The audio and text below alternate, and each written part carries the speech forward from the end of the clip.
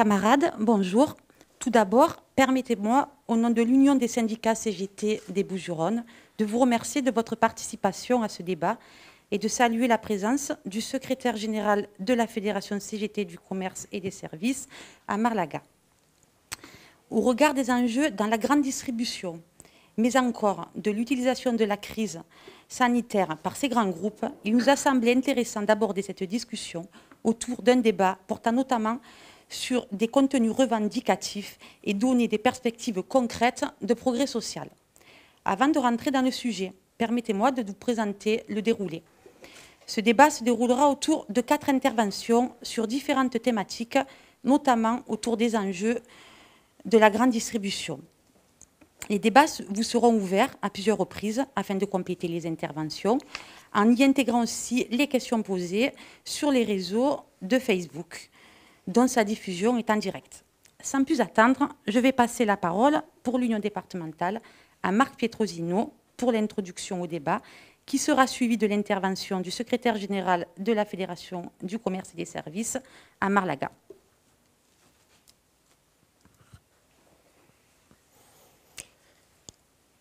Le secteur français de la grande distribution est l'un des plus compétitifs d'Europe. Selon la FCD, Fédération du commerce et de la distribution, il regroupe plus de 30 000 points de vente et emploie 650 000 salariés pour un chiffre d'affaires annuel de 200 milliards d'euros. 6 grands groupes se partagent environ 85% du marché de la grande distribution. Carrefour, Auchan, Leclerc, Casino, Les Mousquetaires et Système U. La grande distribution est portée par des groupes capitalistes où chacun d'entre eux a développé une forme d'organisation du travail grâce à de puissantes centrales d'achat, des réseaux logistiques à son service et des magasins formatés pour le profit. Pour y parvenir, ils ont bénéficié des largesses des gouvernements successifs pour obtenir une législation faite sur mesure pour eux. Par exemple, l'adoption de certaines règles d'hygiène leur ont permis d'éliminer la concurrence et d'avoir une quasi-exclusivité sur certains marchés. Cette législation, pensée par eux et faite pour eux, leur a aussi permis d'amasser des sommes considérables avec la standardisation des magasins, des produits, et a aussi généré du profit et éliminé les petits commerçants de proximité, ainsi que les concurrents les plus faibles. Alors qu'il y a quelques mois encore, les salariés du commerce, de la logistique et du transport étaient dénigrés par la classe dominante, le confinement a mis en lumière leur utilité pour le pays. Au péril de leur santé physique et mentale, les travailleurs de cette filière ont permis d'assurer au plus grand nombre la possibilité de se nourrir et d'avoir accès à des biens matériels essentiels. Chacun a pu constater le savoir-faire des salariés de toute une chaîne de production, des bases logistiques au magasin, en caisse comme au drive. Bien trop souvent, les travailleurs ont exercé leur activité sans que les mesures de protection soient respectées par les employeurs. Des décès auraient pu ainsi être évités. Le gouvernement Macron et le patronat porteront à jamais la marque de cette infamie. Le patronat de la branche poursuit sa stratégie, faire toujours plus de profit. Cela se traduit par l'augmentation des amplitudes horaires et des jours d'ouverture, 7 jours sur 7, 24 heures sur 24, par l'augmentation des cadences et de la polyvalence bouche-trou, par le développement du tout automatique et la montée d'auto-entrepreneurs, sous-payés, par la vente de magasins, par la mise en location-gérance, par l'externalisation, par la réduction des mètres carrés, par la sous-traitance, par le travail à la tâche, par la chasse au temps mort, par la pression sur les fournisseurs et par les prix élevés pour les ménages. Pour autant, lors du premier confinement, le Premier ministre n'a eu de cesse de rappeler sa nécessité pour assurer la continuité de la vie de la nation. Nous devons sortir du monopole financier néfaste organisé par ces grands groupes. Comme pour l'hôpital, ces objectifs patronaux sont antagoniques avec ceux d'un service de qualité, organisé par des travailleurs au savoir-faire professionnel reconnu et répondant aux besoins du plus grand nombre. Pour la CGT des Bouches-du-Rhône, nous devons créer les conditions d'un vrai service public de la distribution. Son objectif premier doit être de permettre l'accès à tous à une nourriture de qualité. Cela suppose de planifier un maillage du territoire et que tous les travailleurs de la filière puissent avoir accès à un travail digne. Ceci étant dit, il nous faut réfléchir au contenu que nous entendons mettre dans ce projet progressiste, celui de la réappropriation collective de la grande distribution, mais aussi sur le plan des droits nouveaux que nous revendiquons pour les salariés. Avant de fixer des objectifs, Quelques rappels sont nécessaires en ce qui concerne ce moyen essentiel, la réappropriation collective. Il s'agit de rompre avec la logique capitaliste du profit pour assurer la satisfaction des revendications et la réponse aux besoins sociaux. De conférer aux sciences et aux techniques un rôle nouveau dans la prise en compte des besoins individuels et collectifs, sociaux et culturels. De transformer les rapports sociaux à l'entreprise en mettant en cause radicalement la domination patronale dans l'entreprise, tant sur le plan des rapports humains, des choix technologiques que des objectifs commerciaux. Il s'agit là de moyens indispensables et indissociables, seuls capables d'atteindre les objectifs que nous pourrons nous fixer et qui font de cette réappropriation une nécessité accessible à tous, le moyen de maîtriser les nouvelles technologies, la modernisation au bénéfice de toute la société, le moyen essentiel permettant d'assurer à la nation et aux travailleurs la disposition des leviers économiques, les soutirer ainsi à l'arbitraire d'une minorité de profiteurs. Soit la mise en œuvre d'un projet fondé sur la satisfaction des besoins ayant des effets sur l'ensemble des secteurs, qu'il s'agisse de l'agriculture, la logistique, le transport. Il s'agirait de ne plus moduler les effets de la crise comme le fait notre gouvernement et le patronat, mais de s'attaquer résolument aux causes et d'y trouver une issue. Loin d'être mythique, utopique et contraire aux nécessités, comme tente de le faire croire le patronat, elle doit être considérée comme un moyen indispensable, faute duquel aucun changement n'est possible. Nous devons travailler sur les besoins à satisfaire et les besoins existants ou à créer. Une telle démarche implique donc que soient mises en place des méthodes permettant aux travailleurs et à leurs représentants de participer à tous les niveaux de l'élaboration du plan, à sa mise en œuvre et à son contrôle. La méthode exposée correspond à un développement logique, seulement il y a un hic. C'est que la logique est conditionnée par des objectifs. C'est cela qui est essentiel. Par exemple, la logique du capitalisme est celle du profit. La nôtre est celle de la satisfaction des besoins, la démocratisation et l'appropriation de l'entreprise sur des bases collectives. Ce qui signifie que c'est en termes de lutte qu'il faut envisager la question des réappropriations collectives. C'est bien en termes de lutte qu'il faut présenter ou prendre la chose afin de créer les rapports de force nécessaires pour faire avancer vers la socialisation des moyens de production et d'échange. Camarades, après cette courte introduction, je vais passer le micro à Amar. Merci pour ces deux interventions. Merci à l'Union départementale du Rhône. Merci aux camarades du commerce de nous avoir permis d'organiser cette initiative. Et j'espère qu'elle en appellera d'autres. Effectivement, aujourd'hui, on est sur un sujet d'actualité, la grande distribution. Pour beaucoup de camarades, si on parle de la grande distribution, on va parler de 3 grands magasins qui sont connus aujourd'hui en France, c'est Carrefour, Auchan et Casino. Mais derrière la grande distribution, il y a énormément d'autres entreprises, surtout des entreprises de logistique, qui font aussi partie de la grande distribution. Et je pense, dans notre débat, il faut qu'on parle de tout cela. Moi, je partage l'intervention du camarade. Il faut se poser la question aujourd'hui, qu'est-ce que la grande distribution dans notre pays et qu'est-ce qu'elle est devenue depuis ces dernières années? Tout le monde le sait, ce secteur-là a été toujours un laboratoire d'expérience pour le capitalisme. Depuis que ça existait, moi je me rappelle à l'époque, j'étais petit, pour certains se rappellera des grands magasins Mammouth. À l'époque, c'était très grandos, on disait que c'était l'avenir, voilà, il y avait même des sketchs contre les caissières. Aujourd'hui, on le voit aujourd'hui, ces grands groupes sont adaptés à un mode de consommation qui va à l'encontre d'un choix sociétal. On voit ce qui s'est passé avec la transformation, en sachant que ces grands groupes, ils se réunissent tous dans ce qu'on appelle, nous, dans le syndicat du patronat de la FCD.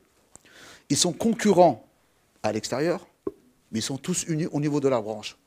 Ils appliquent les mêmes méthodes au niveau de la branche pour que le ruissellement, ce qu'ils appellent un ruissellement, au détriment des travailleurs, aille de partout. Une stratégie, si je prends chez Carrefour, dites-vous que dans la semaine d'après ou dans les mois d'après, c'est Casino qui va appliquer la même méthode. Mais ce ne sera pas le même nom, mais la même méthode de licencier et de détruire des travailleurs. Nous, on le sait, depuis des années, on alerte sur la question quel outil réellement pour la population. Et la crise sanitaire nous l'a démontré récemment. On a vu que les salariés de la grande distribution étaient utiles. Étaient utiles, pas juste pour scanner des produits, mais utiles à la société. Rappelez-vous, c'était le débat. Et je pense aussi, à travers vous, on va leur rendre hommage à tous celles et ceux qui nous ont quittés pendant cette période. Je pense à des camarades qui sont à la CGT, dont la déléguée syndicale Isha et d'autres délégués syndicaux de la prévention sécurité, qui ont été frappés par cette épidémie, malheureusement, qu'ils nous ont quittés parce qu'ils n'ont pas été protégés. Et ces grands groupes ont fait le choix, On fait le choix de la rentabilité et pas de protéger les salariés. Il y a toujours une procédure, vous le savez, contre Carrefour. Nous avons porté plainte contre Carrefour concernant le décès de la camarade Aïcha, mais il y en aura d'autres concernant la prévention sécurité. À nous de réfléchir, et je pense que ce débat doit nous permettre de réfléchir de quel service aujourd'hui on a besoin dans ce pays sur l'alimentation en général. Du lien, tu l'as dit, avec ce qu'on appelle les agricultures, de la proximité jusqu'au consommateur. Il faut qu'on porte ce débat. Le hasard des choses, le patron de Carrefour hier était sur BFM, ou voilà, dans une chaîne, on ne fait pas de la pub à cette chaîne, mais on a tendance, les médias ont tendance à inviter des patrons. Moi, je rêverais de travailler pour leur boîte. Honnêtement, quand j'entends ces patrons, je rêverais de travailler dans ces boîtes. On a des grands patrons qui annoncent des grands discours qui sont à l'inverse d'une réalité. Je prends Beauparc, qui annonçait que les salariés de Carrefour étaient payés plus de 15% par rapport aux autres, qu'ils avaient des avantages. Voilà, moi, autant que salarié du commerce, je rêverais de travailler. Et vous prenez la même situation, vous prenez Édouard Leclerc une semaine précédemment, annonce pareil que les salariés de Leclerc ont presque, voire un 15e, un 16e mois, ce qui est entièrement faux, tout le monde le sait, surtout pour les travailleurs de la grande distribution. Moi, je pense qu'il faut se poser la question sur la réappropriation de la grande distribution. On a vu il n'y a pas très longtemps, c'était le ministre de l'économie qui était monté au créneau, et on est d'accord pour une fois qu'on sera d'accord avec ce gouvernement, qui avait parlé effectivement que quand Carrefour devait être vendu, racheté par le Canadien, j'ai oublié son prénom, comment ? Voilà, Couche-Tard, un tollé du gouvernement en disant non, il faut défendre notre outil. Voilà, bingo, on leur dit ok, faisons-le, à condition que nous travaillons sereinement sur un projet. Je pense qu'on aura peut-être quelques chiffres qui ont été donnés à ces grands groupes, avec des milliers de licenciements. Il faut savoir que ces grands groupes ont décidé de détruire, mais après les camarades de Casino pourront le dire mieux que moi, avec des caisses automatiques. Aujourd'hui, ça devient un peu la mode, les caisses automatiques. On généralise les caisses automatiques. Pour certains, c'est un peu moderne, mais je rappelle qu'une caisse automatique détruit des centaines d'emplois et ne cotise pas à notre protection sociale. Et tout est lié avec la grande distribution. C'est pour ça que cette question doit être portée par tout le monde. On a quelques victoires, mais on reviendra après sur les victoires. Si je prends les caisses automatiques aujourd'hui, ce que décident ces grands groupes, on a Casino qui est un des premiers à se lancer dans cette bataille avec des magasins sans salariés. On sait que le patronat a décidé d'accélérer cette transformation sociale, et ça c'est un danger, parce que cela veut dire demain des milliers de salariés qui vont se retrouver au chômage, mais par contre des grandes surfaces qui vont ouvrir avec 100 salariés. Je parle sur le contrôle de camarades, une caisse automatique ramène par jour 8 000 € net dans les poches de l'actionnaire. C'est-à-dire 8 000 € sans aucune charge. On est loin de ce qu'on défend, nous, sur la protection sociale, les cotisations sociales. Voilà, je pense que cette question doit être posée. À quoi sert cet argent-là? Au détriment de qui? Et comment on peut retravailler ensemble cette question? Et moi, j'espère que cette initiative nous permettra de réfléchir. Ça fait partie aussi de l'orientation qui est portée par le prochain congrès dans la fédération sur la grande distribution. Comment on retravaille la question, voire nationaliser la grande distribution. Il ne faut plus avoir peur des mots. Cette question doit être posée très clairement aujourd'hui. On a un gouvernement qui donne des milliards et des milliards à ces grands groupes qui détruisent des emplois. Je pense qu'il y a un moment qu'on leur demande des comptes. Et ce type d'initiative devra nous permettre de réfléchir ensemble.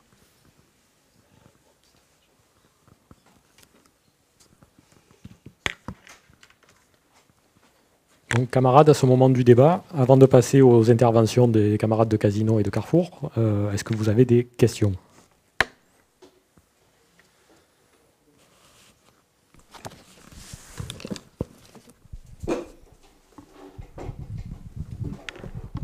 Je ne sais pas si on m'entend. Oui. Ah ouais. Est-ce qu'il serait possible d'avoir un peu plus de qu'est-ce que vous entendez par la réappropriation collective? Vraiment la signification pour que ça soit plus clair.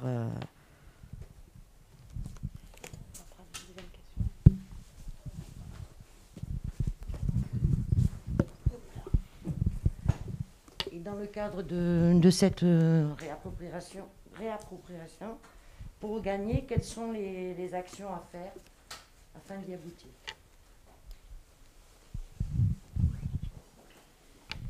Peut-être commencer à répondre à la...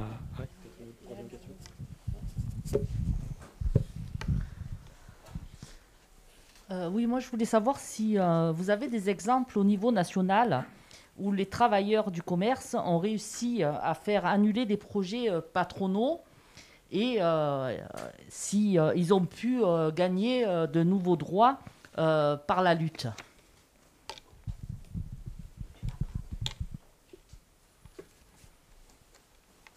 Bon, je vais tenter de répondre à la première question en essayant d'être clair. Bon, la réappropriation de la grande distribution, en quelques mots, bon, c'est quoi?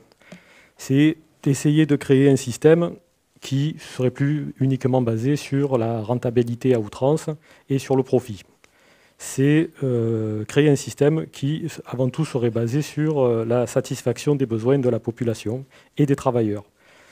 Et dans ce système, il n'y aurait pas un acteur de la chaîne qui serait au-dessus de l'autre et qui écraserait l'autre. En même temps, dans ce système-là, ça nous permettrait d'avoir des réflexions et de mettre en pratique ces réflexions sur l'usage des nouvelles technologies pour enfin que les nouvelles technologies soient au service des travailleurs et non pas seulement au service du capital et qu'elles éliminent l'emploi. Alors, sur la deuxième question, qui était pour gagner cette réappropriation, quelles sont les actions à faire? Eh bien, ma camarade, j'aime bien te répondre que c'est la lutte. Et c'est bien uniquement par la lutte qu'on doit envisager la question de la réappropriation collective. Alors pour ça, bien évidemment, il faut en premier qu'on reprenne sur qu'est-ce que c'est, qu'est-ce qu'on veut aller chercher. Il s'agit de quoi quand on parle de réappropriation collective? Alors, comme on le disait dans le rapport introductif, c'est bien, dans un premier temps, d'en finir avec la logique du capital et du profit. Dans un deuxième temps, d'assurer la satisfaction des revendications, d'assurer la réponse aux besoins sociaux et de mettre en cause la domination patronale, tout en gagnant une alimentation de qualité pour tous et pour tous. Voilà ce qu'on doit aller chercher. Et c'est bien par la lutte, en travaillant les cohérences et les convergences revendicatives, mais pas que dans nos boîtes. Donc il va falloir aller débattre du projet, qui est un projet en fait porteur de progrès social. Souvent, dans les entreprises, on doit faire face aux coûts portés par le patronat, auxquels on y répond par la lutte en s'organisant.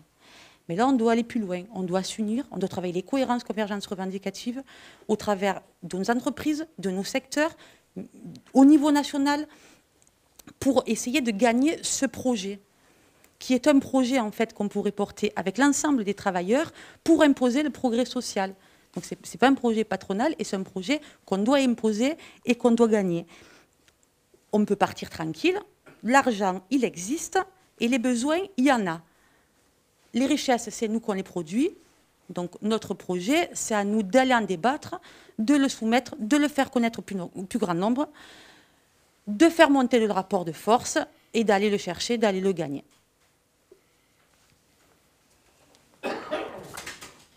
Si tu permets, Virginie, je vais répondre à la question, la troisième question sur les nouveaux droits et qu'est-ce qu'on a gagné un peu au niveau national. Déjà, première chose, il faut se féliciter, je pense que pour moi c'est une victoire, c'est l'audience de la CGT dans ces entreprises. Depuis quelques années, la CGT progresse et c'est une bonne chose. C'est une très très bonne chose, il y a une progression, il y a encore de la marge, mais il faut se féliciter, c'est que les salariés ils font confiance à la CGT, c'est-à-dire c'est déjà une première victoire, on récupère un peu ce qu'on a perdu il y a quelques temps, parce que, vous le savez peut-être mieux que moi, dans ces secteurs-là, vous avez déjà des organisations syndicales qui sont installées par le patronat, c'est très compliqué, je pense que les camarades le savent très bien, vous partez avec un handicap, vous avez tous les managers qui sont contre vous, et voilà, et c'est pour ça que c'est un peu... Et là, aujourd'hui, il y a une progression, et je pense que c'est la première victoire. Concernant après les droits et quelques victoires, il y a plusieurs exemples, après moi je vais aller plus dans la logistique, je pense aux camarades de base Intermarché, qui ont obtenu des victoires sur la réorganisation de leur outil de travail. Je rappelle que Intermarché est, sauf erreur de ma part, au 3e, 4e plan social, toujours les mêmes raisons, mais les camarades ont travaillé avec, ont travaillé profondément, ils ont décidé de se battre, de ne plus discuter d'un PSE, d'extra-légal, ils ont décidé de parler de l'emploi, c'est-à-dire on parle de l'emploi, ce qui leur a permis de sauver des centaines, voire des centaines d'emplois et garder leur outil de travail avec une transformation, effectivement, avec tout ce qui est robotisation, mais par contre, les camarades ont maintenu l'emploi avec, voilà. Et ça, je pense, c'est une victoire, parce qu'on a tendance à oublier, il y a des camarades qui luttent, il y a des victoires qu'on ne met pas souvent en lumière, mais je pense que c'est une très, très bonne chose. Virginie l'a rappelé, si on a des travailleurs qui luttent, on peut faire bouger les choses, à condition qu'on soit tous convaincus que la lutte paye. Si on n'est pas convaincu que la lutte paye, on part avec un handicap. Et aujourd'hui, le patronat de ce grand secteur, je le disais tout à l'heure, eux, ils sont organisés au niveau de la branche. Et croyez-moi qu'ils s'entendent très, très, très, très bien. Très, très, très bien. C'est pour ça que tout est lié. Ce qu'il disait Marc et Virginie sur la deuxième question, sur la réappropriation de la grande distribution, ça devient, pour ma part, alors, pour moi, c'est même un sujet sociétal. Ça va de l'agriculture, de ce qu'on fait manger à nos enfants dans les cantines, ça va reprendre aussi nos cantines dans le service public. Tout est lié. Tout est lié. C'est pour ça que Virginie a dit, on doit porter un projet collectif, débattre, de pousser la question que chacun reste dans son côté. Parce que ce qui se passe chez Casino, c'est la même réflexion qu'auront les camarades de Carrefour. Ce qui se passe chez Auchan sera la même situation qui va se passer dans d'autres enseignes. Eux, leur objectif, c'est de tirer encore les travailler dans la précarité pour se faire plus de l'argent. Oui, il y a des victoires. Elles existent, à nous de les mettre en lumière. Je pense aux camarades de Monoprix sur le travail de nuit. Malgré que le patronat a décidé, avec certaines organisations syndicales, nous imposer des accords qui sont néfastes. La CGT les a fait annuler, on a gagné à chaque fois. Et c'est une bonne chose pour les travailleurs, parce qu'à chaque fois, je le disais, c'est l'audience qui nous permet de dire ce qu'on a bien fait notre travail. Et ça, je pense qu'il faut aussi féliciter toutes les femmes et les hommes qui travaillent dans ces enseignes, qui n'est pas facile aujourd'hui. Est-ce qu'il y a d'autres questions ou interventions?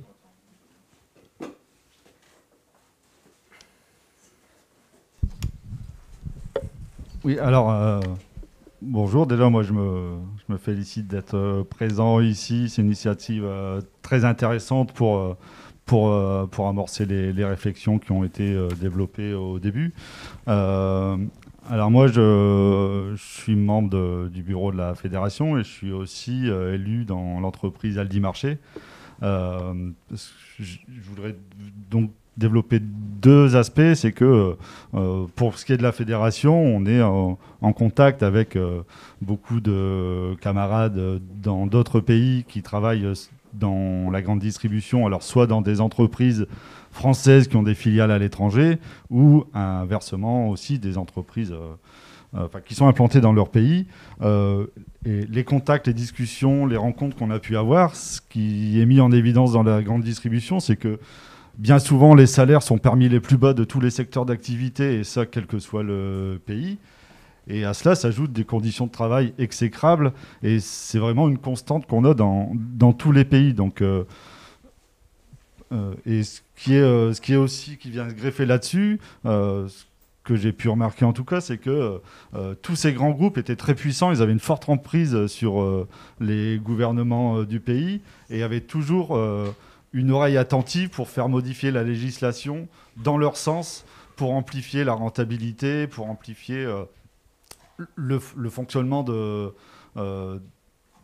l'entreprise, mais au détriment de la santé des travailleurs et de la santé des travailleurs.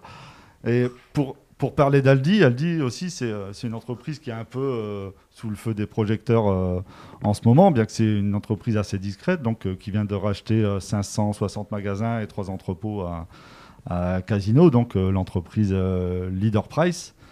On est très inquiet quant au risque de casse sociale pour les salariés qui viennent de Leader Price et qu'on va accueillir chez nous. On est en train de travailler pour essayer de faire en sorte qu'ils arrivent dans l'entreprise dans les meilleures conditions, mais on est très inquiet. Et pour vous parler de mon expérience un petit peu chez Aldi, moi je suis arrivé il y a 24 ans. Les salaires étaient supérieurs vraiment à la branche. La rentabilité de l'entreprise était celle du discount. Et au fil des années, ils ont gratté sur les salaires cet écart qu'il y avait qui faisait que des salariés venaient mais acceptaient les conditions de travail difficiles, le travail dissimulé, la pression psychologique, parce que derrière, il y avait le salaire. Et Ça a été gratté au fil des années. Ce qui a... Comment dire et il y a tout un phénomène qui s'est amplifié sur le turnover. Par exemple, Aldi Cavaillon, donc le périmètre qui est proche de Marseille, qui a un turnover qui frôle les 50%. C'est-à-dire qu'en 2 ans, l'ensemble de l'effectif a été renouvelé. Et ça s'explique comment? Ça s'explique parce que il y a tous les ans, pour parler de mon périmètre, il y a plus d'une centaine d'accidents de travail pour 1000 salariés et au moins une dizaine de salariés qui sortent de l'entreprise pour inaptitude. Donc c'est vraiment une machine à broyer l'humain. Et d'un côté, ils ont gratté sur la masse salariale, ils ont augmenté leur profitabilité donc en arrivant à des taux de... des taux de marge commerciale qui sont proches maintenant de celles de la grande distribution, ce qui n'était pas le cas. Donc, on était à 12% de marge commerciale il y a 20 ans, et maintenant, ils se sont dit, les autres se font de la thune, il n'y a pas de raison que nous, on ne s'en fasse pas non plus, quoi. Donc voilà, du coup, ils ont l'argent pour racheter, par exemple, les leader price, mais derrière, il y a de la casse aussi chez nous, chez les travailleurs, avec des gens qui ressortent esquintés, ou que ce soit physiquement ou moralement, avec toutes les pressions qu'ils encourent. Donc, je pense qu'il y a vraiment urgence à faire quelque chose, et c'est sûrement pas des éléments qui sont propres à Aldi, mais qui sont propres à la grande distribution, j'en suis convaincu, quoi. Bon, s'il n'y a pas d'autres questions, on va pouvoir passer à la deuxième partie du débat, où les campagnes... Je voulais juste compléter ce qu'il disait. En fait, on note qu'en ce moment, la grande distribution est en pleine mutation. Comme il disait Amar tout à l'heure, les patrons arrivent à s'entendre entre eux au niveau, ils sont très organisés. On est arrivé à un moment où la grande distribution est en train de réorganiser le marché. À toi les pauvres, à toi les familles moyennes, et à moi les riches. Ils se réorganisent par bassin de population et de CSP+. Donc, on le voit, je veux dire, Casino, qu'est-ce qu'il fait? Il se sépare de tous ces petits magasins, les leader price, il les a vendus. Donc, c'était des magasins qui, pour lui, n'étaient plus rentables. Pourquoi? Parce qu'en fait, je veux dire, ça ne répondait plus à ses critères de rentabilité, donc il les a cédés. Il a cédé des magasins qui se sont retrouvés dans des états lamentables parce qu'en fait, il y avait un faible investissement par le groupe Casino, qui passe une période très difficile. Alors, je ne vais pas les plaindre, je ne suis pas en train de les plaindre, mais ils passent une période très difficile parce qu'ils ont été attaqués par des fonds. Et en fait, les victimes collatérales, c'est les salariés. Par contre, ce que je note, c'est qu'ils arrivent à réorganiser le marché de façon territoriale, mais en même temps, ils arrivent à segmenter leurs magasins. Je prends pour exemple Franprix, qui à l'intérieur de ses magasins a mis des Decathlon. Decathlon, c'est qui? C'est Auchan. Casino, Auchan. Soi-disant 2 ennemis de la concurrence. On prend aussi les magasins Carrefour. Qu'est-ce qu'il y a à l'intérieur qu'ils ont fait intégrer? La Fnac, Darty. Et il y en a des tas d'autres. Je vais prendre encore un autre exemple. Emma qui rentre dans les casinos, des rayons. Il y a, là, à l'heure actuelle, il y a aussi un nouveau morcellement du non-alimentaire, les jouets. Alors par contre, je ne peux pas vous donner le nom de l'enseigne parce qu'on ne l'a pas encore, mais ils sont en train de pourparler pour céder ces marchandises. CEA pour les vêtements à Casino. Donc en fait, Casino et les grands patrons de la grande distribution arrivent à s'entendre pour tirer et gagner de l'argent au maximum. Par contre, le seul truc où ils n'arrivent pas à s'entendre, c'est comment payer au juste prix leurs salariés. Comment améliorer l'ordinaire de leurs salariés. Qu'est-ce qu'ils demandent les salariés? Ils demandent qu'on réponde à leurs besoins. Leurs besoins, c'est d'avoir un salaire digne et à la hauteur de la richesse que ces entreprises créent à travers leur travail journalier. Donc, il faut montrer aux salariés, les raisonner et leur montrer que de l'argent, il y en a. Parce qu'ils attendent toute la journée, c'est difficile, on passe une passe difficile, ça va très mal. Mais en attendant, je vais vous dire un truc, le groupe Casino dans les hypermarchés, ça va mal. Là, ce marché casse la baraque. Discount, il casse la baraque. Dans tous les secteurs de proximité, il casse la baraque. Donc en fait, il faut qu'ils arrêtent de nous faire croire, de nous faire prendre des lanternes pour des lanternes, et qu'on pose vraiment les questions, je veux dire, de la juste rétribution des salariés dans tout ça. Donc on va passer à la deuxième partie du débat, qui sera animée par Virginie Cava pour Carrefour et par Jean Pastor pour Casino. Tu débutes?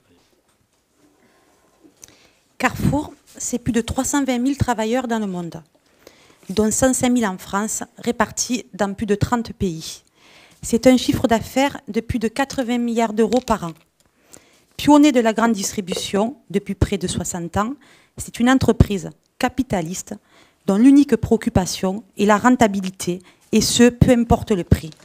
Soit une multinationale au service d'une élite minoritaire, la finance. Le 18 février dernier, le groupe Carrefour publiait ses résultats annuels, qui sont juste excellents, enfin, exclusivement pour les actionnaires. En effet, l'effet confinement a permis à l'entreprise d'augmenter ses ventes de près de 8%, mais son profit connaît, lui, une hausse de plus de 57%.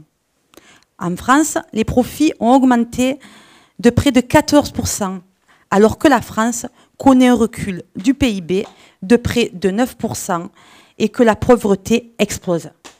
Pire, le patronat Carrefour se sert de ces résultats pour se féliciter sur ses plans de coupe dans les effectifs et de pression sur les salaires. La direction Carrefour, il y a quelques jours, voulait encore vendre Carrefour. Aujourd'hui, il n'y a aucun plan, hormis celui d'augmenter les dividendes des actionnaires. Mais encore, il y a moins d'un an, les salariés de la grande distribution, ils étaient décriés par le patronat. Le confinement a mis en avant leur rôle primordial. D'ailleurs, il faut se rappeler, en mars 2020, en pleine crise sanitaire, Alexandre Bompard, PDG Carrefour, s'adressait aux salariés en ces termes. Vous n'êtes plus seulement Carrefour, vous êtes le service public de l'alimentation. Pour autant, Carrefour, c'est la continuité d'une politique qui se traduit par des centaines de milliers de suppressions d'emplois, le désinvestissement des magasins, des organisations du travail au service de la rentabilité, la prestation de services, de secteurs d'activité, le désengagement total d'établissements avec la fermeture de magasins, les passages en location-gérance et bien d'autres. Carrefour, pour autant, est le premier employeur privé en France.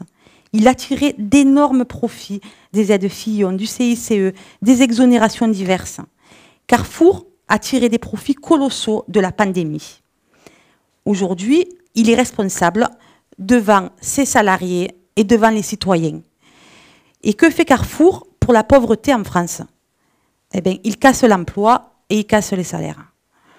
Tout cela après avoir bénéficié de plus de 800 millions d'euros de notre argent avec le CICE, dont nous réclamons toujours le remboursement au bénéfice d'un service public de qualité. Au prétexte de lutter contre la propagation du Covid-19 et au prétexte d'un état d'urgence sanitaire, le patronat Carrefour a fait le choix d'imposer et d'accentuer l'exploitation des travailleurs, les suppressions d'emplois, la dégradation des conditions de travail, l'externalisation avec la location-gérance.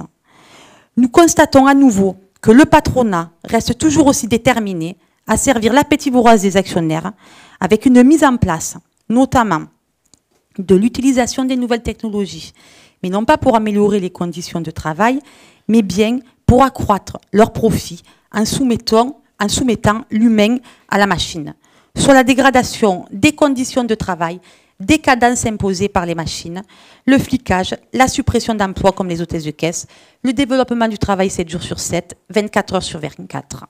À court terme, cela risque d'être plus de 40 000 travailleurs de la grande distribution qui se retrouveraient sans emploi.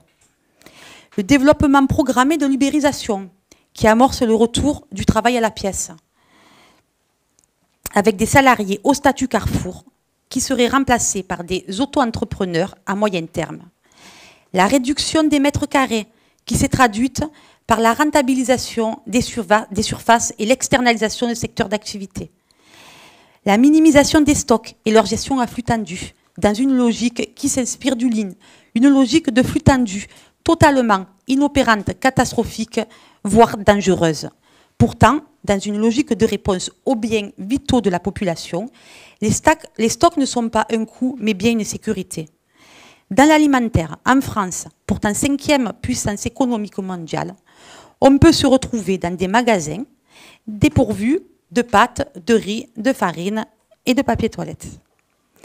Les politiques de ce géant capitaliste ne s'inscrivent donc pas dans une logique de réponse aux besoins des salariés ou de la population, mais bien à d'autres logiques qui les génèrent, entre autres, l'intensification du travail, la polyvalence accrue, l'accroissement de la charge mentale, la perte du sens du travail et la précarité. À cela s'ajoute l'utilisation d'une manière stratégique de la pandémie, avec notamment la mise en place d'une logique de travail à la chaîne, renforçant encore et encore sa logique de gestion à flux tendu. La standardisation des activités de travail, qui pour les salariés sonne comme la mise à mort des métiers, la chasse au temps mort.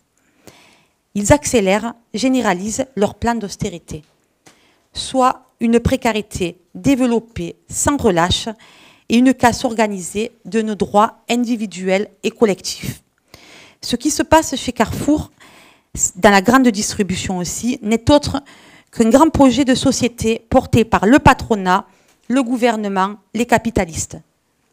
Un système où ils sont prêts à investir des millions dans une course effrénée au profit et contre l'emploi, ce que Marx appelait le travail mort.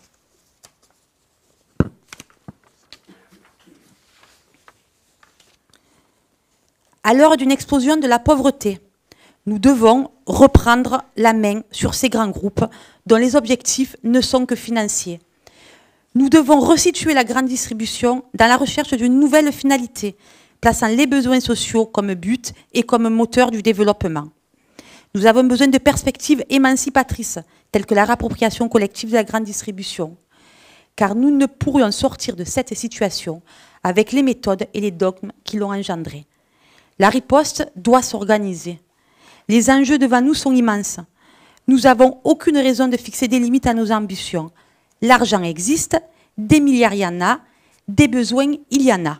Cet argent, c'est nous qu'on le produit. À nous de déterminer ce que nous voulons en faire.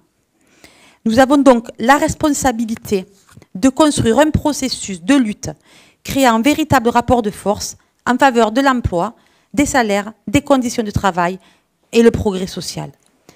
Nous avons besoin, en premier lieu, de mener le combat de manière organisée, mais encore articuler les revendications immédiates à l'objectif de notre projet, soit donner des perspectives concrètes de progrès social.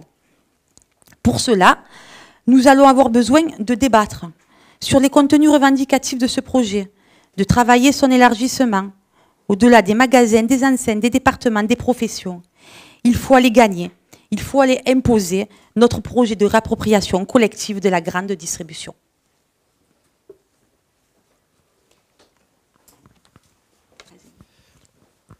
Donc maintenant, Jean Pastor pour Casino.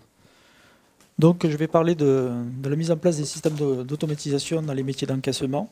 Voilà. Donc à un moment, Casino, qui a été un prédateur financier, s'est retrouvé victime d'attaques spéculatives, donc avec un endettement excessif au niveau de toutes ces holdings et du groupe Casino. Donc s'est retrouvé à rechercher de l'argent frais. Donc notamment par deux systèmes, un par la réduction de charges, donc la masse salariale, c'est le plus rapide, et celui qui rapporte le plus vite, et l'augmentation du chiffre d'affaires. La réduction de la charge de la masse salariale, donc, c'est octroyé par la mise en place des caisses automatiques. Donc, et l'augmentation du chiffre d'affaires, à travers la mise en place de ces caisses automatiques, a permis l'élargissement des amplitudes d'ouverture des magasins. Donc, notamment en fin de soirée, le dimanche matin, voire le dimanche après-midi, et le 24-24 pour certains magasins. Bon, pour l'instant, c'est des cas très marginaux, les 24-24, mais le jour où ça marchera correctement, je veux dire, la grande distribution va s'y engouffrer. Le but avoué, c'est de rentabiliser au maximum les établissements. Donc Casino a décidé de mettre en place donc, tous ces plans.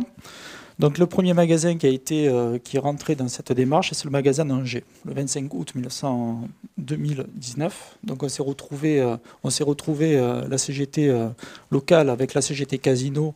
On s'est retrouvé dans ce magasin pour aller dénoncer. Casino, qu'est-ce qu'il avait trouvé? Il a trouvé des failles en disant qu'ils n'ont pas le droit de faire travailler leurs salariés. Mais par contre, qu'est-ce qu'ils ont fait? Ils ont fait intervenir deux sous-traitances. Un, à travers des hôtesses de caisse dans l'événementiel, sous couvert qui faisaient le travail des caissières traditionnelles, et d'autres par des agents de sécurité. Donc en fait, ce qui s'est passé, c'est que des actions juridiques ont été menées par les structures locales et la CGT notamment, je veux dire, pour faire interdire. Donc Casino n'a pu dupliquer ce système-là et revenir en arrière, et donc il n'y a plus que la présence d'agents de sécurité. Voilà. Donc d'autres actions juridiques ont été menées aussi dans des magasins sur la région de Toulouse, par les directs et par des organisations locales, et aussi sur la région du Var. En fait, ce qui se passe, c'est que sur quoi s'appuient les directs principalement, c'est en fait que Casino n'a pas le droit d'employer des salariés en dehors le dimanche après-midi. En fait, ce qui se passe, c'est que vous avez les agents de sécurité qui sont là, qui s'ennuient. Et donc, qu'est-ce qu'ils font? Ils voient un produit traîner, ils le prennent, ils le rangent, ou ils vont aider la mamie qui fait ses courses toute seule, qui a un problème, donc ils interviennent. Et donc là, en faisant ça, ils rentrent sous le coup d'employer Casino. Donc, les directs qui voient ça, qui attaquent en justice, et qui font fermer les magasins le dimanche après-midi. Qu'est-ce qui s'est passé avec ces caisses automatiques? Donc il y a eu deux modes de fonctionnement. Un magasin autonome, donc magasin sans salariés, hormis la sous-traitance, parce qu'on dit sans salariés, mais il y a des salariés, parce qu'il ne faut pas les oublier. Les agents de sécurité, c'est des salariés. Et en fait, on a dégradé leurs conditions de travail. Parce qu'en fait, qu'est-ce qui se passe? Ces gens-là, ils étaient là quand le magasin était ouvert. Donc ce qui s'est passé, c'est que Casino a décidé de les faire venir des magasins quand le magasin était fermé, sans salariés. Donc, fin de soirée, la nuit pour certains endroits, et le dimanche après-midi. En plus, ils ont fait ça à coût constant. Ça veut dire qu'en fait, qu'est-ce qui s'est passé? La présence de ces agents de sécurité sur les périodes autonomes s'est fait à coût constant. Ça veut dire que dans la journée, on a supprimé des agents de sécurité pour les reventiler le soir ou les dimanches après-midi. Donc, on va parler quelle problématique avec la présence des caissières quand le magasin est ouvert. Donc, les caissières, elles se retrouvent à gérer donc ces caisses automatiques. Donc, elles ont eu de nouvelles compétences, surveillance des clients, parce que maintenant, c'est des agents de sécurité. Elles doivent faire face donc, au risque de vol de la part des clientes, indélicats. Des incivilités, parce que quand elles arrêtent un client, qu'elles font remarquer à un client qu'il a oublié de scanner ou qu'il a fait une erreur involontaire, elles se font insulter. Donc elles se font manquer de respect, parce que comme il y a moins d'agents de sécurité, parce qu'ils travaillent sur d'autres parties de la journée, elles se retrouvent seules face aux clients. Donc, ce qui a mis en évidence les risques psychosociaux. Parce que toute la journée, quand on se fait insulter ou quand on fait que courir toute la journée, à un moment, ça touche le moral de la caissière. Donc, les conséquences des violences verbales ou physiques, explosion des risques sur la santé, TMS. Après, il y a aussi l'effet de combien de caissières par caisse automatique. Donc, on se retrouve à se battre pour essayer de réglementer ça. Nous, la CGT, on estime... Alors, nous, on les combat ces caisses. Mais le problème, c'est que c'est compliqué. C'est très compliqué parce que les salariés, ils le prennent avec fatalité. Ils ne sont plus dans une conquête en ce moment de droit, c'est de préservation de l'emploi. Donc nous, on essaie de leur faire ouvrir les yeux, de leur dire, attendez, il y a des magasins où c'est possible d'avoir une hôtesse pour 4 caisses. Il y a d'autres endroits, c'est une hôtesse pour 6 caisses. Et j'ai même vu des magasins où c'était une hôtesse pour 12 caisses. Donc, bien entendu, tout le monde peut comprendre que la difficulté de tenir ces caisses autonomes avec toutes les contraintes et les interventions physiques qu'elles doivent faire à longueur de journée. Parce qu'après, vous avez affaire à tout. Après, il y a des gens qui viennent faire leurs courses normalement, mais je veux dire, ils ont du mal à appréhender ces machines. Donc, elles font des crises d'angoisse. Et après, il y a aussi, on installe ces caisses parce qu'en fait, on veut lutter contre le coronavirus. Le raisonnement pourrait tenir, mais en fait... Comme à chaque fois qu'il passait un client, on devrait nettoyer la caisse, chose qui n'est pas faite parce que la direction ne met pas les moyens adéquats, donc l'argument ne tient pas. Pour les employés de rayon, donc ensuite, pour les salariés, quand les magasins sont en mode autonome, qui sont en fait ouverts sans personnel de Casino, qu'est-ce qui se passe? Il se passe que le lundi matin, quand ils arrivent, il faut remettre le magasin en état. Pourquoi? Parce que vous avez des clients, parce qu'ils sont tout seuls dans le magasin, ils se lâchent un peu plus. Ça veut dire qu'un produit, le prennent, ils le laissent un peu traîner. Je veux dire, et on se retrouve avec une surcharge de travail. Comme ils n'ont pas le droit de vendre de l'alcool pendant ces jours d'ouverture sans personnel Casino, je m'entends bien. Donc qu'est-ce qu'ils font? Ils sont obligés de bâcher de préparer le magasin pour éviter que l'alcool soit vendu à des mineurs. Donc tout ce travail est fait le samedi soir et on l'enlève le lundi matin. Donc après, qu'est-ce qui se passe?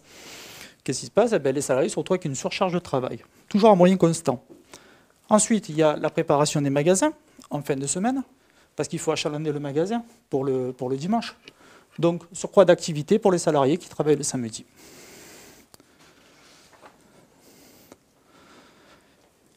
Qu'est-ce qu'elle demande, la CGT?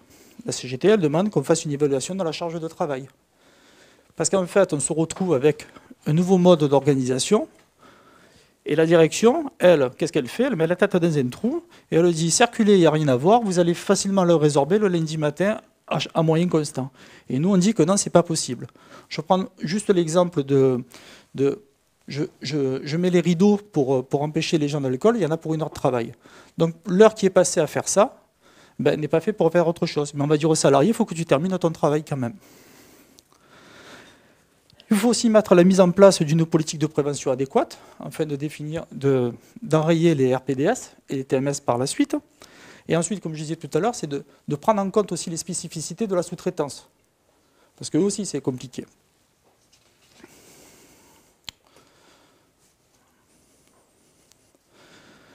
C'est là où on voit qu'on a des buts différents. Quel est le but de Casino dans cette histoire? Donc, on l'aura tous bien compris. C'est réduire le nombre d'hôtesses de caisse, parce qu'ils nous font croire qu'en fait, on est toujours avec le même nombre de caisses. En fait, on n'est pas naïf. On voit dans les établissements le nombre se réduire. Ils ont même eu le culot d'inventer un nouveau métier en disant « Ne vous inquiétez pas, on va inventer un nouveau métier pour les reclasser. » Seulement, ils n'en veulent pas sur les surfaces de vente pour venir renforcer les équipes, mais ils n'en veulent plus en caisse. Donc, à un moment, ils font des négociations. Et quand les gens ils approchent de la retraite, ils leur proposent simplement de leur donner leurs droits. Ils les licencient sous couvert. Ils ont augmenté le nombre de jours d'ouverture, voilà, pour rentabiliser leur outil d'exploitation, répondre aux soi-disant demandes des clients. Et en fait, soi-disant, c'est les clients qui demandent à corps et à cri la mise en place des ouvertures de ces magasins et de la mise en place de ces caisses automatiques. Quand on a des établissements qui ont fait des actions concernant et on fait signer des pétitions, quand on dit Casino remplace ces caissières par des caisses automatiques, les gens sont plus sensibles que quand on dit attention, Casino ouvre ses magasins. Moi, je l'ai constaté, on a fait une pétition au niveau d'une enseigne. Je veux dire, quand on disait Casino a décidé d'ouvrir ses magasins en extension, les gens y passaient, ils ne nous écoutaient même pas. Mais quand on disait simplement le fait que Casino a décidé de remplacer ses caissières par des caisses automatiques, là, les gens venaient tout seuls, venaient signer la pétition. Après, soi-disant pour enrayer le virus, mais voilà. Et en fait, on se rend compte aussi que ces grands groupes, tout à l'heure, on parlait de pression sur des pays, de changement de législation. Mais en fait, on s'aperçoit qu'en fait, ils vont beaucoup plus loin parce qu'en fait, ils veulent nous changer nos modes de consommation et nos modes de vie. Parce qu'en fait, on se retrouve, ces magasins qui vont chasser sur les terres du petit commerce, ils n'arriveront pas à suivre. Donc, qu'est-ce qui va se passer? Il va y avoir une désertification des centres-villes et des petits commerces. Notamment, on est allé faire une distribution sur le quartier de Mazargues, par rapport à l'action qui est menée par Sainte-Anne et Valmante. Je veux dire, on s'aperçoit que c'était les premiers à signer nos pétitions et à appuyer notre démarche.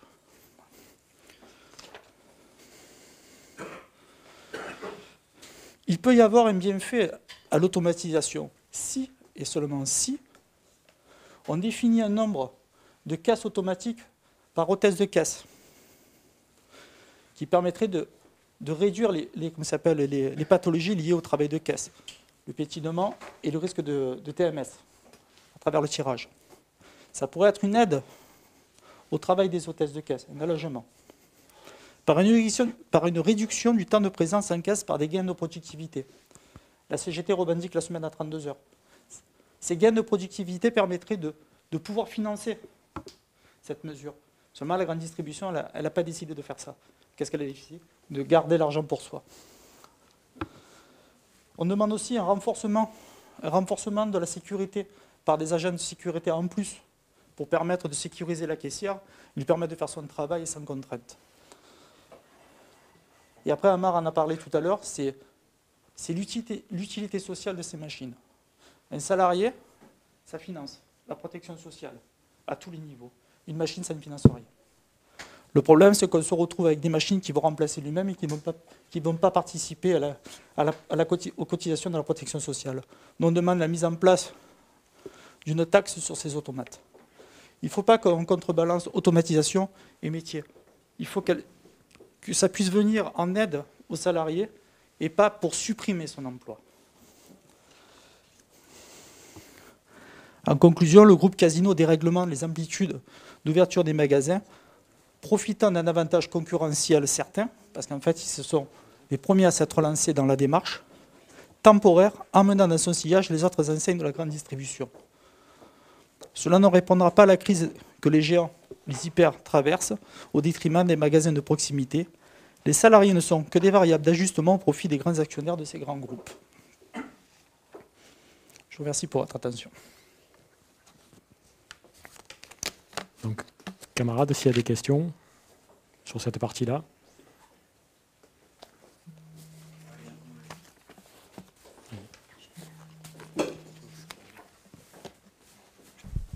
Oui, par rapport à ce que tu décris, Jean, et c'est une question ouverte pour aller un peu plus loin dans le débat, est-ce qu'on ne doit pas tout simplement se réapproprier les métiers qu'il y a dans l'entreprise, arrêter de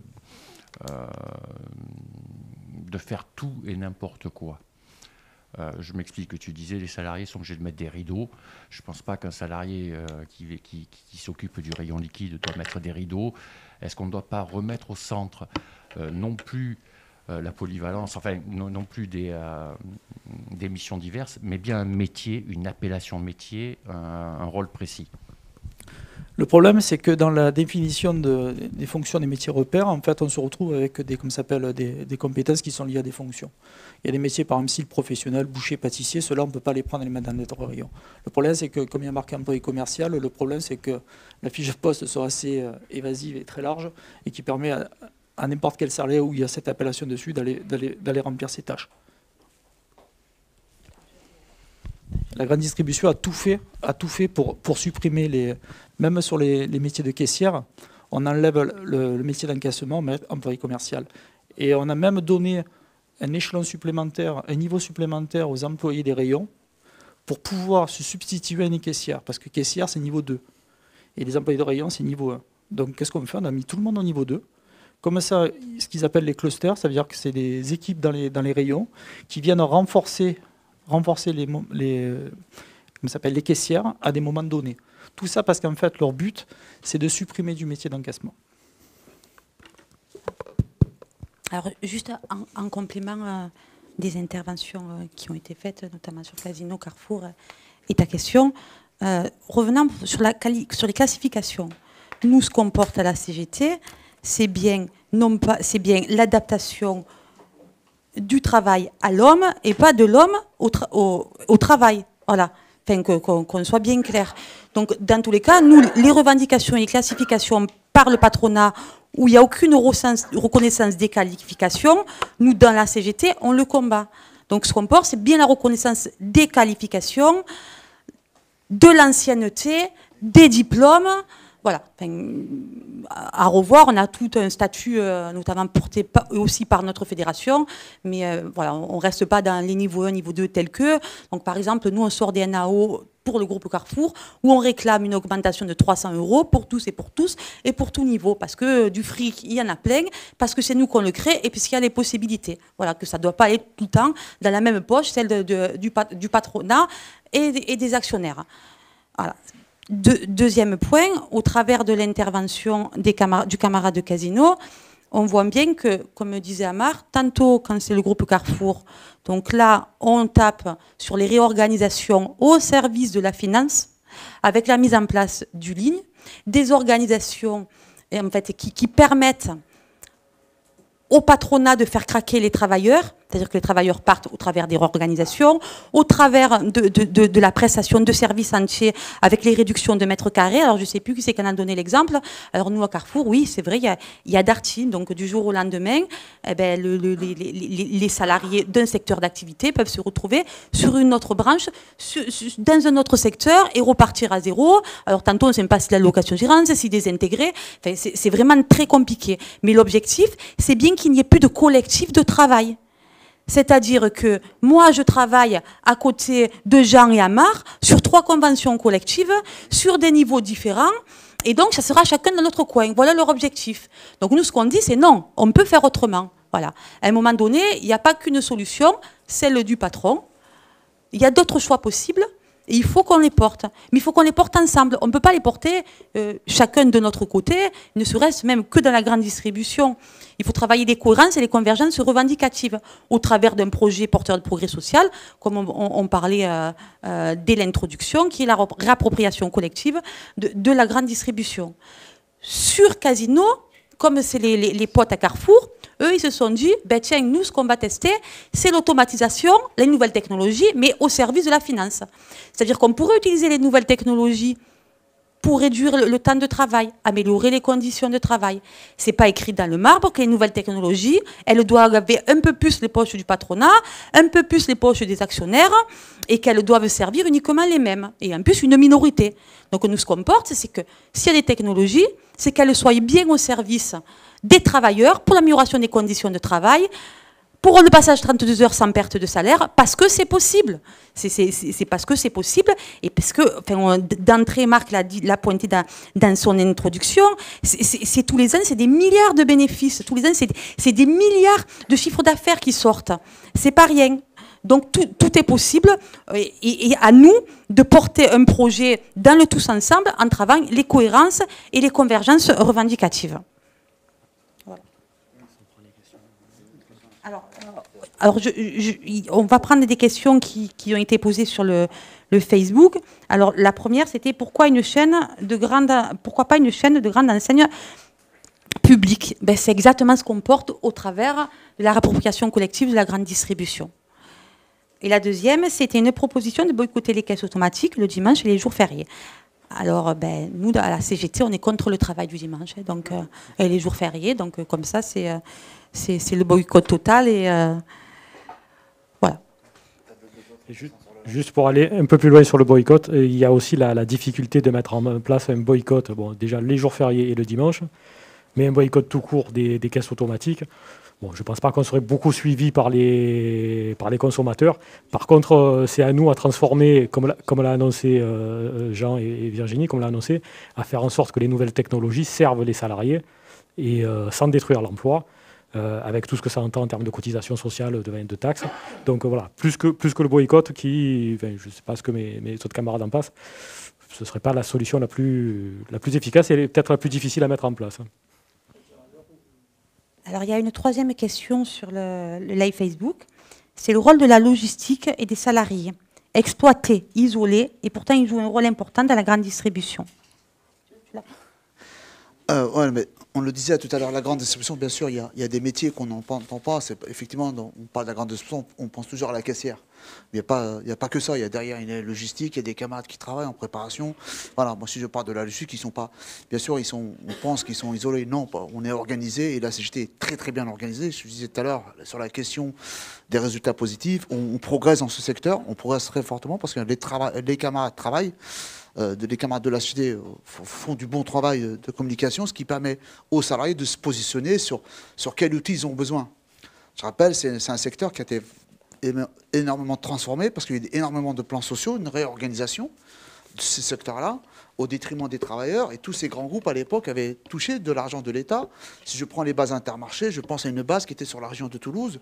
L'État, toute la région avait mis des millions pour faire une zone où les camions pouvaient rentrer et sortir. Ça a duré 1 an, c'est-à-dire l'hôtelier d'Inter a pris l'argent, hop, il est parti, il a reconstruit dans une autre zone. En fin de compte, c'est l'État, les contribuables, jusqu'à aujourd'hui, qui payent des plateformes vides, il n'y a personne. Voilà, je pense que la CGT a toujours... il n'y a pas pour nous, effectivement. Alors peut-être l'internaute se sent isolé. Moi, je l'invite à se rapprocher de son union départementale, de voir son union locale. On les présente partout. On a cette chance d'avoir des unions locales. Et il faut se féliciter que la CGT a gardé ce principe d'union locale pour que les camarades qui sont isolés, qui peuvent franchir le cap, et toutes les adresses d'union locale ou d'union départementale, vous tapez CGT, alors je pense à la personne qui nous a écrit en direct, mon camarade, parce que je vais t'appeler comme mon camarade, j'en suis sûr que tu vas franchir le cap et te syndiquer. Tape CGT de ton département, il y aura une adresse mail et tu pourras contacter les camarades de la CGT qui vont t'aider, sinon vous regardez dans ton entreprise. Sur la question des caisses automatiques, bien sûr, la camarade, il faut boycotter les caisses automatiques. Moi, je suis pour, j'ai pas de problème avec ça, mais au-delà des caisses automatiques, qu'est-ce qu'on fait? Comment on mène nos revendications dans le débat. Les 32 heures, le temps partiel, parce qu'on a oublié aussi la question, je rappelle, il y a à peu près 75% de femmes qui travaillent dans le secteur et qui on leur impose un chômage partiel. On leur impose le chômage, le temps partiel, en temps pour moi, on leur impose voilà, avec des salaires à entre 800 et 1100 euros. Quand vous avez fin de carrière, entre parenthèses, dans ces grands groupes, vous sortez avec 1100 euros, épuisé, détruit. C'est ces questions-là qui doivent nous interpeller et remettre la question du travail. Moi, je partage ce que dit Virginie, c'est la question du travail.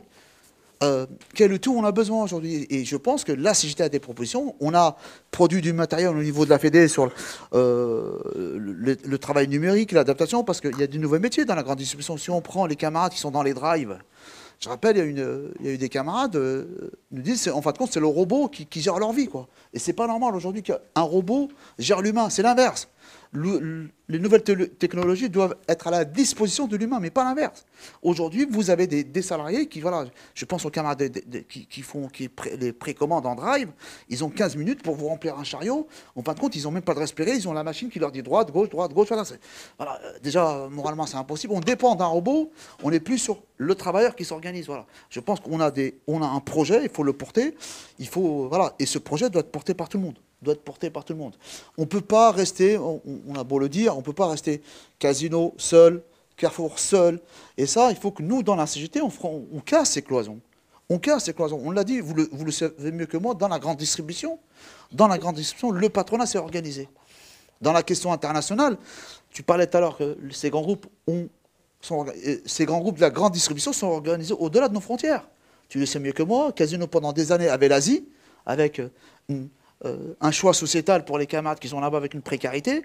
Carrefour avait l'Amérique latine, et chaque groupe se répartissait la part du marché au détriment de la population. Voilà, je pense que nous, la CGT, nous devons parler plus en interne. Parce que ce qui se passe chez Casino va se passer, je le dis, on le voit, parce qu'effectivement, quand vous êtes dans vos boîtes, chacun regarde sa propre réalité. Mais je pense ce type de débat, et moi, encore une fois, je remercie l'Union départementale, et surtout, je remercie le syndicat de la FAP 13 qui nous a accueillis dans leurs locaux pour réaliser ce direct et permettre d'échanger, nous permettre peut-être que chacun sorte de son propre carré et discuter entre la CGT pour permettre. Je pense que si on arrive déjà à parler entre nous, je pense qu'on pourra faire bouger les choses. Et déjà, il y a une date, moi j'en profite, même si c'était pas le moment, il y a le 5 mars à Paris, déjà il y a Carrefour, mais c'est au-delà de Carrefour, il y a un rassemblement pour qu'on dénonce l'histoire des franchises, parce que là, encore une fois, on a un gouvernement qui a facilité la question des locations-gérances et des franchises. Voilà, et ça au détriment de la communauté de travail. Virginie l'a bien expliqué, on veut détruire la communauté de travail. En fin de compte, vous pouvez avoir, et je vais finir avec ça, on prend Carrefour. Bompard qui était PDG de Darty, de la FNAC autant pour moi. Il y a une époque, la FNAC a voulu racheter Darty. En fin de compte, c'est plus Darty qui rachète la FNAC, mais c'est la FNAC qui rachète Darty. Bompard va chez Carrefour et dans la foulée, installe Darty et la FNAC à l'intérieur. Voilà. En fin de compte, il est en train de nous faire un passement de jambes. Voilà. Et en fin de compte, c'est les personnes qui trinquent. Pour l'instant, ce sont les travailleurs. Et tu as raison, Virginie, ils veulent détruire la communauté de travail. Ils veulent détruire ce qui fait la force, l'unité des travailleurs. Et je pense qu'on doit, nous, travailler autrement et aller sur l'attaque, parce que si on reste chacun dans notre côté, on va perdre, et c'est le but. Et voilà, moi j'invite le camarade qui nous a interpellés en direct en disant qu'il est isolé. Tu n'es pas isolé, tu as toute la CGT avec toi, mon camarade. Il suffit juste de trouver l'adresse de ton union départementale et il y aura la CGT qui vont t'aider sur ces questions-là. Voilà, j'ai vu des mains se lever, peut-être dans le fond, à droite. Ah. Oui, après il y aura Sylvie là-bas. Non mais après. Vas-y. Vous êtes en direct. Moi, je veux juste rebondir sur ce que vient de dire Amar sur la location-gérance, puisque Carrefour, il a trouvé cette solution aussi pour gagner de l'argent, c'est qu'il se débarrasse de tous les problèmes sociaux qu'il peut avoir dans ses magasins, puisqu'il se débarrasse des salariés.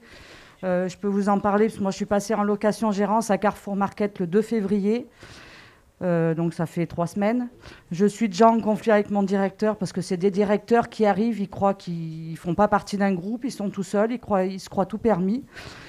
Donc il y a la baisse de la masse salariale parce que lui c'est son pognon direct, hein, donc le reste, les salariés, les acquis sociaux, etc., il s'en fout lui. Lui tout ce qu'il voit c'est l'argent qui passe derrière. Donc c'est des conditions de travail qui se dégradent de jour en jour. Nous on a ouvert il y a 3 semaines. Depuis 3 semaines, j'en suis à mon 4e, 5e, 6e courrier à l'inspection du travail et au médecin du travail, parce que les salariés, ils n'en peuvent plus. Donc il y en a qui vont partir certainement. Il y en a qui sont partis déjà avant de passer en location-gérance. Le problème, c'est que dans beaucoup de magasins, je vais vous donner un chiffre, en 2013, c'était 650 magasins intégrés et 350 franchises. En 2020, on est à 350 intégrés et 650 franchises. On a inversé la tendance. Le 5 mars, il va encore y avoir des annonces d'autres locations gérances sur Carrefour Market. Je pense qu'à terme, ils vont se débarrasser de tous les Carrefour Market. Alors, il y a certains Carrefour Market qui s'en sortent un peu mieux parce qu'il y avait déjà un syndicat fort dans le magasin intégré. Donc, nous, on est là, on va défendre les salariés. Mais imaginez les magasins où il n'y a pas de syndicat, où il n'y a personne pour les défendre. Et bien, les gens, ils partent les uns après les autres parce qu'ils n'en peuvent plus. Parce qu'imaginez, nous, nos salariés, au bout de 3 semaines, ils n'en peuvent déjà plus. Vous imaginez tous les petits magasins où on n'a pas un pied dedans et où il n'y a personne pour les défendre. Et je crois que la location-gérance, il va falloir vraiment, vraiment travailler ensemble. Parce que Amar l'a dit, c'est individualiser et mettre les salariés de côté. Et là, on a vraiment besoin, parce que tous ces gens, ils sont dans des petits magasins, souvent de moins de 50, moins de 60, où on n'a pas accès ni les UD ni les UL, où on ne peut pas y mettre un pied, et c'est une catastrophe. Donc voilà, moi je pense qu'il faut vraiment se mettre tous ensemble et aller voir tous ces petits magasins. Et pas oublier tous ces magasins qui sont sortis des groupes, parce que c'est eux qui souffrent vraiment, même si je ne dis pas que les autres ne souffrent pas, on souffre tous. Mais je crois que ceux, c'est encore pire que les autres. Je crois qu'on a une camarade sur la droite. À gauche, pardon. Alors, il y a Brigitte et Sylvie.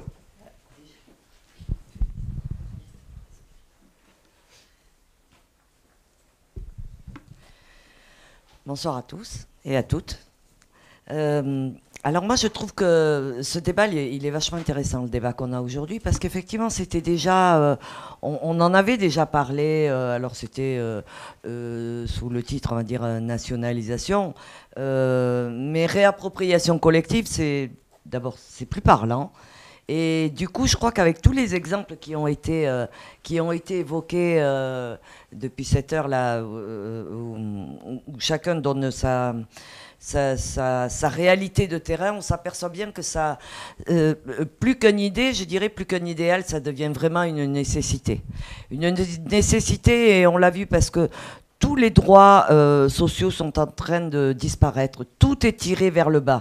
La communauté de travail, c'est vachement intéressant parce que c'est cette communauté de travail qui, dans le temps, ont conquis tout ce qu'on a maintenant. Parce que les travailleurs, les travailleuses, ils étaient sur le même site de travail. Donc, il y avait une force collective qu'essaie de détruire d'ailleurs le patronat à travers toutes les choses qu'ils mettent en place. Et alors du coup, ça pose aussi la question, et je crois que c'est en évoluant aussi dans cette démarche qu'on se rendra compte et le besoin qu'on a. Le besoin qu'a la population, qu'a les citoyens. Alors là, on va parler que de l'alimentaire, mais on peut aussi parler des entrepôts logistiques, on peut aussi parler du transport, on peut aussi parler de l'agriculteur, hein, puisque ça commence là, l'alimentaire, hein, ça commence dans la terre, enfin, ou dans les arbres, mais en tous les cas, c'est naturel. Et après, ça arrive dans nos supermarchés. Et c'est vrai que si on avait, finalement, l'idée, elle est assez simple, même si elle va être compliquée à mettre en place. Mais l'idée politique, elle est assez simple. Se mettre au service, justement, des besoins de la population et de se réapproprier, justement, ces besoins de production du début jusqu'à la fin. Elle paraît logique, et surtout on sort de la logique du capitalisme, et la logique dans laquelle nous plongent tous les capitalistes, hein, on va dire, que ce soit les grandes familles, que ce soit les actionnaires, enfin on les connaît tous, hein, vous avez tous aujourd'hui dit à peu près qui ils étaient. Et du coup là ce serait vraiment une conquête. Ce serait vraiment une conquête comme on n'a pas vu depuis longtemps. D'abord d'élaborer ce projet et puis après de le faire vivre. parce que ça a été dit aussi aujourd'hui, dans l'histoire, on n'a rien eu sans rien faire, enfin, notamment les prolétaires. C'est en se battant qu'ils ont obtenu les choses, hein. C'est pas en tendant un papier ou voilà. Et l'idée, et c'est sorti aujourd'hui, c'est que il va falloir batailler ferme, d'abord pour élaborer ce projet, pour convaincre aussi nos camarades, parce que c'est quand même assez novateur, de convaincre nos camarades, et puis après arriver à le faire vivre pour qu'ils puissent avoir une existence, et pour que ça reste pas dans l'idée juste d'un idéal. Parce que finalement, au bout du bout, c'est assez simple. C'est assez simple. Et c'est les travailleurs qui travaillent, ça on le sait, et c'est les autres qui récoltent. Donc il suffit juste d'inverser la balance. Et puis en termes d'organisation, je crois que les travailleuses et les travailleurs, ils ont depuis longtemps expérimenté et fait vivre des entreprises, et on sait qu'on n'a pas besoin, du capital pour ça. Ça c'est encore autre chose, c'est notre bataille. Dans tous les cas, c'est super intéressant. Voilà ce que je voulais dire.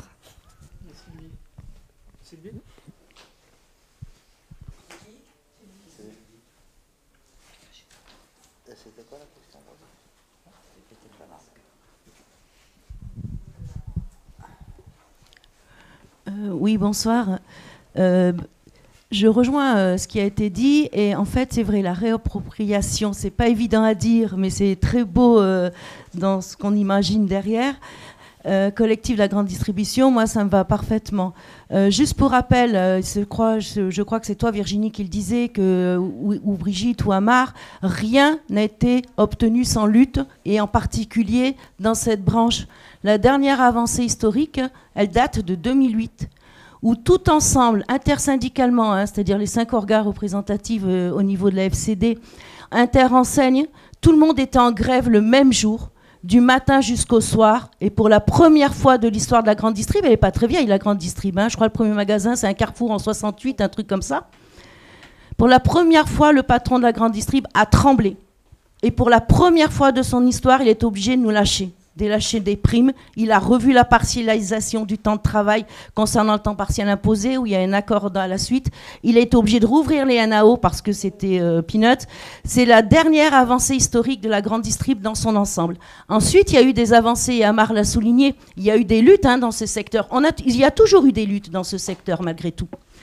Bien que ce soit une majorité de femmes, bien que ce soit une majorité de femmes, y compris à temps partiel, dans des situations de précarité, qui cumulent plusieurs jobs, qui sont en situation de monoparentalité, il y a toujours eu des luttes, que ce soit pour les salaires, les conditions de travail.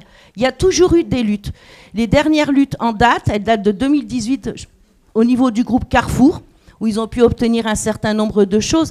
Mais Amar le disait très bien, chacun lutte dans son coin. Et depuis 2008, on a du mal à fédérer toutes ces luttes. Ce qui veut dire que, et puis ils sont pas cons dans la grande distrib, ils vont balancer un projet à Carrefour, un an après ou quelques temps après, c'est à Casino, comme ça pendant que les copains de Carrefour sont en lutte, les autres ils continuent leur petit job enfin pas tranquillement, mais ils poursuivent leur route. Mais il y a toujours, l'idée c'est ce projet politique où les salariés pourront se projeter dans une perspective d'avenir, parce qu'aujourd'hui, j'ai l'impression que la grande distrib, elle arrive à bout de souffle. On arrive aussi à bout de souffle du capitalisme. On voit aujourd'hui ses limites par rapport à la pandémie et à la situation actuelle. D'amener ce projet politique auprès des salariés, moi je trouve que ce serait une grande avancée sociale, et qu'on se batte autour de ce même projet, peut-être qu'on va arriver à fédérer. Les dernières luttes en date quand même, je tiens à le rappeler parce que Amar parlait des plateformes logistiques, où effectivement on est majoritaire à Intermarché, on est majoritaire à Système U, il ne faut pas l'oublier. Nous sommes majoritaires à Leclerc, nous sommes majoritaires à un certain nombre de plateformes logistiques. C'est peut-être là où ils ont aussi un peu plus, de meilleurs salaires, où il y a beaucoup plus de temps plein, mais en même temps c'est des métiers très masculins. Mais c'est pareil, ce qu'ils ont obtenu, c'est par la lutte, et exclusivement par la lutte. Il y a Système U la semaine dernière qui s'est mis en grève 4 jours, grève dure, où il n'y a aucun camion qui pénétrait dans l'entrepôt. Le patron a lâché, ils ont été obligés de lâcher des augmentations de salaire, etc. Depuis mercredi dernier, c'est la plateforme logistique de Leclerc à Safini, le Temple. Ils sont en grève dure, eux aussi. Encore ce matin, ils étaient en grève, où ils réclament pareil, des augmentations de salaire et de meilleures conditions de travail. Et j'en oublie, il y a les Lidl, j'en oublie. Mais qu'il y ait demain un projet qui puisse fédérer l'ensemble de la grande distrib, moi personnellement, ça me va très bien. Et au moins, je saurai pourquoi se battre. Voilà. Alors, on a une question qui est arrivée sur le Facebook. Donc, le salaire des femmes est-il le même à qualification égale que celui des hommes? Oui, je peux répondre tout de suite.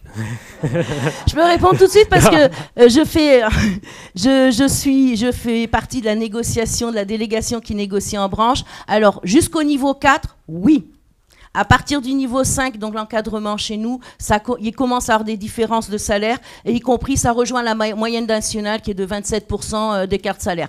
Par contre, juste à souligner, parce que quand on regarde les premiers niveaux de la grille qui se situent au niveau 2, on s'aperçoit que les femmes sont même mieux payées que les hommes. Mais après, il faut affiner les chiffres. Et nous étions rendus compte en analysant, c'est pourquoi les femmes sont mieux payées que les hommes, parce qu'elles restent très longtemps au niveau 2B, et voire, y compris, elles y restent toute une carrière.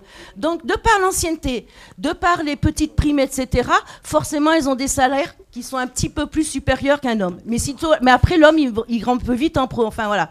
Il y a un déroulement de carrière qui est beaucoup plus éloquent chez les hommes que chez les femmes. Voilà, tout simplement. Alors pour compléter ce qui a été dit, donc il ne faut pas oublier non plus que si à bas niveau, en dessous de cadre, le salaire est le même à qualification égale, les femmes souffrent beaucoup plus dans la grande distribution du temps partiel. Hein, les hommes sont à temps complet et les femmes à temps partiel, je crois que c'est 80% de femmes qui sont à temps partiel. Le temps partiel, c'est 80% de femmes. Donc il y a une différence qui se fait au niveau du salaire à ce niveau-là. Alors j'en profite quand même, puisqu'on parle du salaire des femmes, de rappeler que nous, dans les Bouches-du-Rhône, pour le 8 mars, on appelle à un rassemblement devant le MEDEF à 11h30.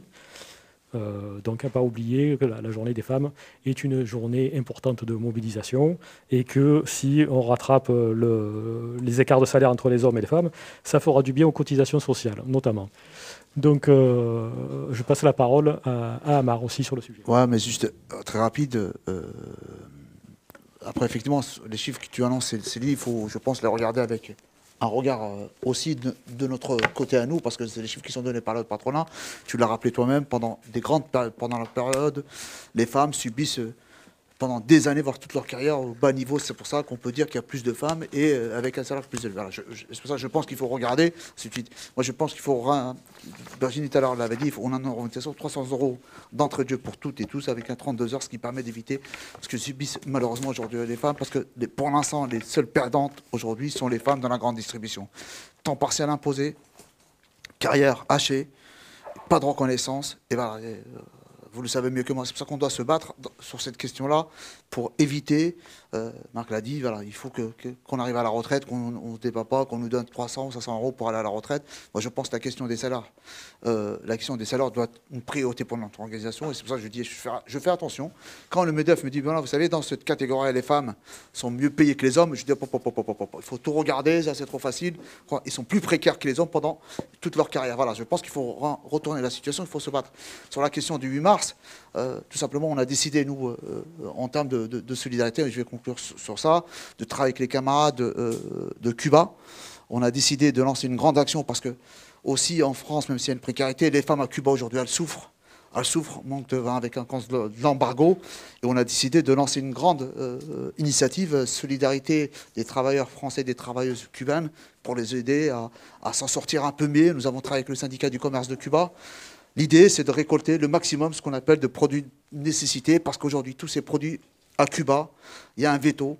Voilà, pour nous, ça nous paraît normal. On peut acheter ça en pharmacie, voilà, mais les femmes encore là-bas, à Cuba aujourd'hui, elles sont privées de produits de première nécessité. Et aussi la question des produits de première nécessité aussi dans ce pays, qu'on doit revenir sur la TVA, parce que les femmes, encore une fois, elles le payent une différence et c'est pas normal. Voilà, si on parle de discrimination, toutes ces questions doivent être mises à l'ordre du jour pour qu'on puisse permettre aujourd'hui d'avoir un nouveau choix sociétal. Ce projet-là, on doit le porter collectivement.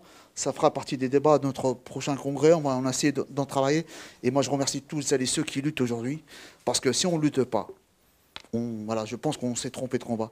Et moi, je vois, quand j'arrive dans un terrain avec les Bouches-du-Rhône, et on rentre dans un syndicat. Ici, là, on est dans les locaux d'un syndicat. Je pense que tout ce que c'est la lutte qui nous a permis aujourd'hui de nous réunir. C'est la lutte des travailleurs de la FAB qui nous a permis de débattre entre nous aujourd'hui ici. On est chez personne, on est dans la CGT, dans le syndicat. Encore une fois, merci les camarades de la FAP de nous avoir accueillis.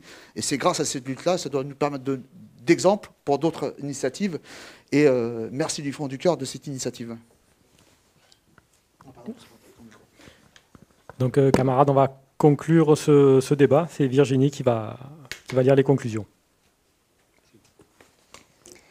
Loin des idées reçues qui consisteraient à dire que les groupes de la grande distribution sont en crise, les principaux trusts de ce secteur d'activité parviennent à toujours s'adapter aux différentes situations pour en tirer le plus grand profit possible. Leur attitude pendant la pandémie du Covid-19 en est l'illustration. Camarades de Casino, de Carrefour et de d'autres enseignes nous ont détaillé les richesses cumulées par ces multinationales capitalistes et l'agilité de ces groupes pour capter le capital. Pour cela, ils utilisent toujours les mêmes recettes. Pression sur les différents gouvernements pour obtenir des normes et une législation qui va les placer en position de force par rapport à toute forme de concurrence. Pour cela, ils vont soit imposer une batterie de normes, non pas pour protéger le consommateur ou le travailleur, mais bien pour que les concurrents les plus faibles ne puissent pas s'adapter à la nouvelle législation. Dans un deuxième temps, une fois la concurrence éliminée, il ne reste plus qu'à supprimer ces normes sanitaires, sociales, environnementales pour accroître les bénéfices. Ces arrangements législatifs vont aussi leur permettre de dicter leurs lois aux producteurs, aux consommateurs et aussi bien sûr aux travailleurs de ces secteurs. La grande distribution est un secteur où le patronat manie sans complexe la menace sur l'emploi et le maintien des activités. Ces groupes mettent la pression et obtiennent sans difficulté de l'argent public, des exonérations en échange de vagues promesses d'embauche. Utilisation des nouvelles technologies pour rentabiliser au maximum la moindre minute de travail, aux dépens de l'emploi, de la santé, des salariés. Mais aussi l'utilisation de ces nouvelles technologies pour enchaîner les clients à un nouveau mode de consommation en détruisant petit à petit tout esprit critique et toute possibilité de faire d'autres choix. Face à cela, notre action en tant que syndicat plaçant l'intérêt des salariés au-dessus de tout est devenue primordiale. Même si nous allons devoir affronter des forces surpuissantes, la riche histoire de la CGT a prouvé qu'aucun combat n'était perdu d'avance et qu'en mobilisant les salariés sur des projets et une stratégie intelligible, il est possible de renverser les montagnes. Aujourd'hui, nous portons le projet de réappropriation collective de la grande distribution. Il ne s'agit ni plus ni moins que la réappropriation par les salariés, les producteurs et les consommateurs d'un outil économique de production majeur.